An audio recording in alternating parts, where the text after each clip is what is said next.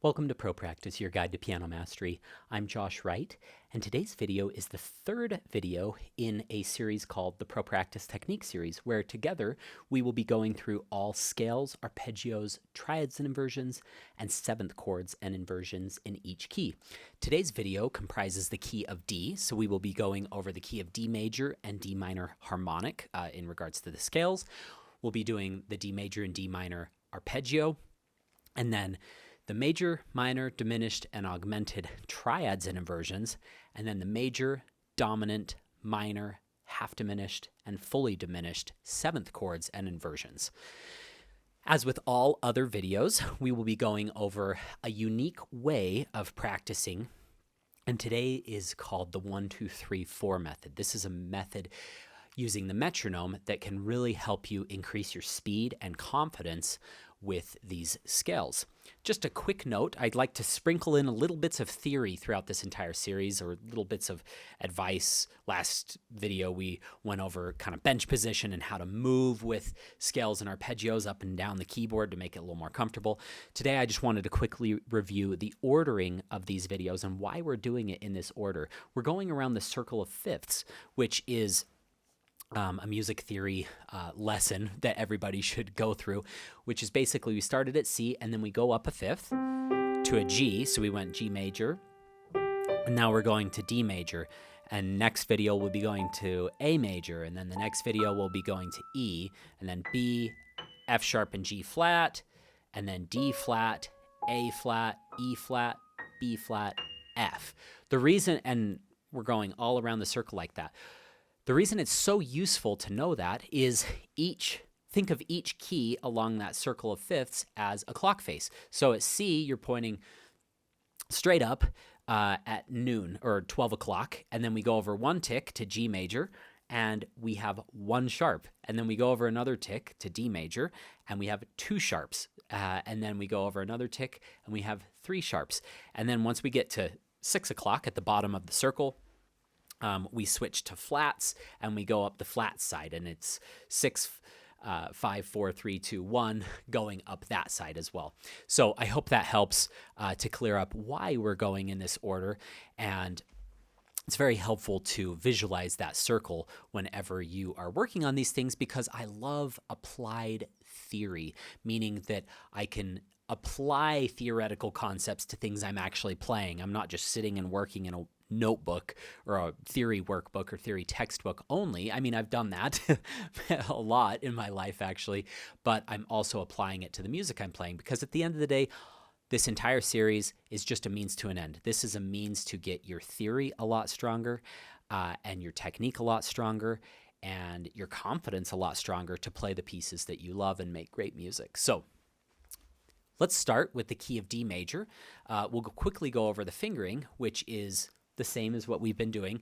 Groups of 1, 2, 3 or 1, 2, 3, 4. So 1, 2, 3, 1, 2, 3, 4, 1, 2, 3, 1, 2, 3, 4, all the way up and down. Okay. If you memorize where your fours go, that's very helpful because they only come once per octave. I've explained this in the previous videos, but just a quick review. C sharps are where the fours go in the right hand. So if you know where the 4 goes, you know that 1, 2, 3 and 1, 2, 3 precede that 4. So we go 1, 2, 3, and then 1, 2, 3, 4, and then repeat that pattern. Left hand, the 4s come on E's. So 5, 4, 3, 2, 1, 3, 2, 1. 4, 3, 2, 1, 3, 2, 1. 4, 3, 2, 1, 3, 2, 1. And like we talked about last video, kind of shift over. Try to keep your shoulders parallel. Spread your legs out a little bit so you have a nice wide base.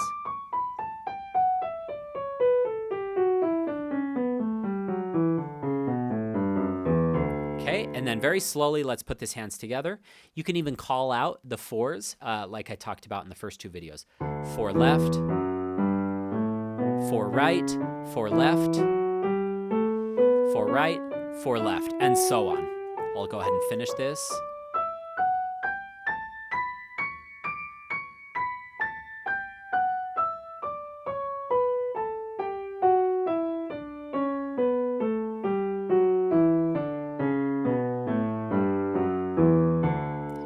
If you're an advanced pianist and you've been having scale issues, don't be afraid to rebuild them slowly. If you're a beginner pianist and you're just first learning scales, don't be afraid to learn them slowly. Everybody's in such a hurry, including myself a lot of times, to get to the fastest possible speed and to get there as quickly as possible. We want to do things methodically, and today's unique practice method, the 1, 2, 3, 4 method, will help us do just that. So we've been working our way up. I told you in the first video, we'll work our way from 60 at 4 notes per click with the metronome all the way up to 160, and maybe we'll even show a little demonstration at 180, which is quite fast in the last video or something like that. But I want to gradually work our tempo up throughout this series.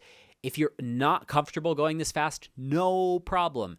Just go nice and slow. Even if you only get from 40 at 4 notes per click to 60 4 notes per click throughout watching this series your first time through, that's great progress. Or maybe you went 60 to 80 or 60 to 100. I know that I've worked with many adult students especially that are either playing piano for their first time or getting through or coming back to the piano after not playing for many years. Or some people who've played for many years but just don't have any confidence in their technique. If we can get them to 120 4 notes per click, I'm pretty happy. And I've done that with just about every single student I've ever taught, and many other students get really fast. I even have some students who've played scales faster than I can, which is humbling because I do this for a living. But once I get past about 208 4 notes per click, it's pretty hard. And I have students that can play at like 220, 230 for a lot of their scales. It's quite incredible. So, but we're going to focus on 90 for today. We did 60 in the first video, 80 in the last video, so now we'll go to 90. And what we're going to do is we're going to take 1 octave, 1 note per click.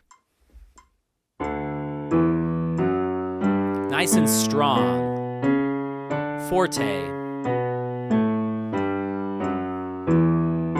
Then we're going to take 2 octaves, 2 notes per click. As you get faster, doing 2 notes per click, and obviously 3 notes and 4 notes per click are coming up, we can get a little bit softer because as you play really fast scales, or even faster, a lot of times you have to lighten up in order to get to those really fast speeds. Okay, so rather than thinking forte for 2 notes per click, 2 octaves, let's think of mezzo forte. So let's go. By the way, before I do that, if you have a hard time starting, count a couple of times 1, 2, 1, 2, 1, 2, 1, 2. That'll help you start.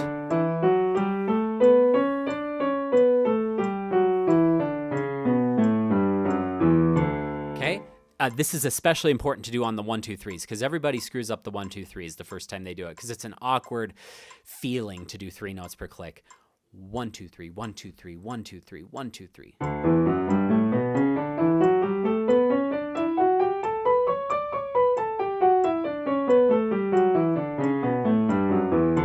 1, 2, 3, 4, 1, 2, 3, 4, 1, 2, 3, 4, 1, 2, 3, 4.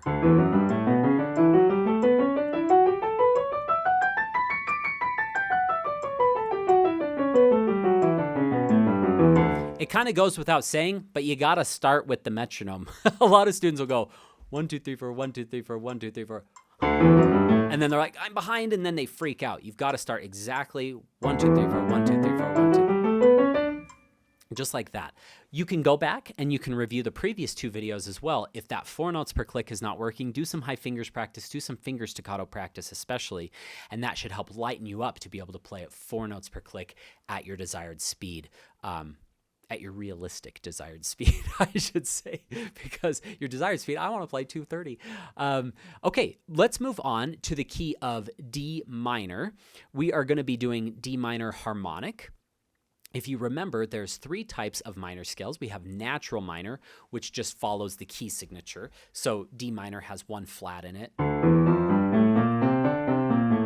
There's our natural minor.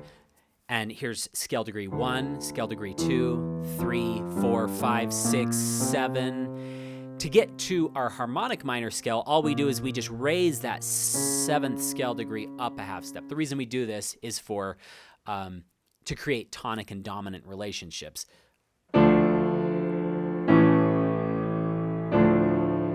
That helps us to end phrases or end the piece. it would sound really weird if we went. Maybe not to our modern ears because we've all heard so much pop, but in the classical music arena, we want that leading tone, the half step below tonic, to lead back up to the tonic. Okay, so that's why we are covering the harmonic minor scales, is we want to cover that. And then the melodic minor scale, just as review, we raise the 6th and 7th scale degrees going up, and then we lower them going back down. Okay, that's for voice leading purposes, but I don't really want to get into that right now. We need to focus on these scales and getting you a little faster and looser. So let's take D minor, and let's just do a good practice method with this 1, 2, 3, 4 method is to, if it's not feeling good when you go to 4 octaves, because a lot of students are like, I can do 1 octave, I can do 2 octaves, but when I go to 3 and 4 octaves, I start to really fall apart.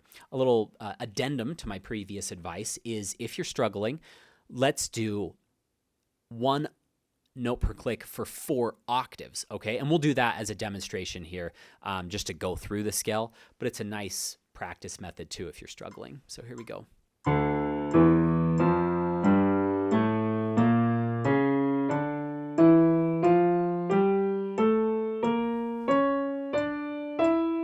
Watching where your 4s are.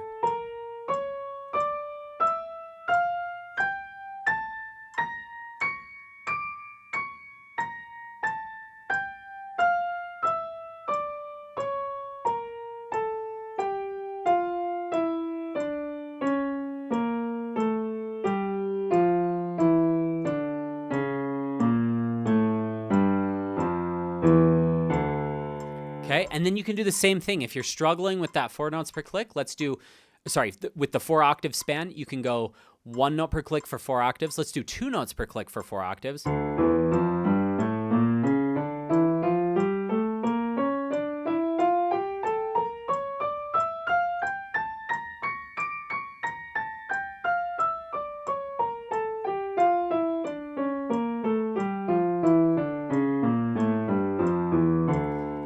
Three octaves, 3 notes per click. Let's go to the 3 octaves because it doesn't line up nicely with 4 octaves, but you can do 3 notes per click for 4 octaves if you'd like. We're just going to stick with 3 octaves.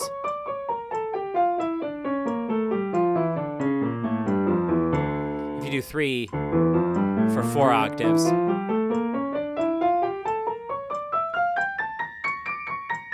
see, it kind of has a weird alignment at the top. It doesn't line up with the top. And then 4 notes per click for 4 octaves.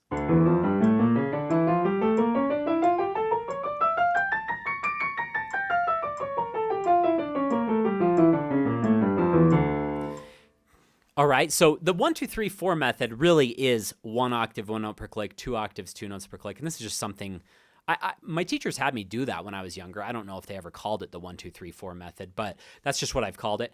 But you can totally tweak it to do 1 note per click, but for 4 octaves, 2 notes per click for 4 octaves, and so forth. So that covers our scales, D major and D minor. Let's move on to arpeggios. So we'll start with the D major arpeggio. Again, we are thinking about our circle of fifths, so we went from C to G to D, okay? This arpeggio changes the fingering in the left hand a little bit.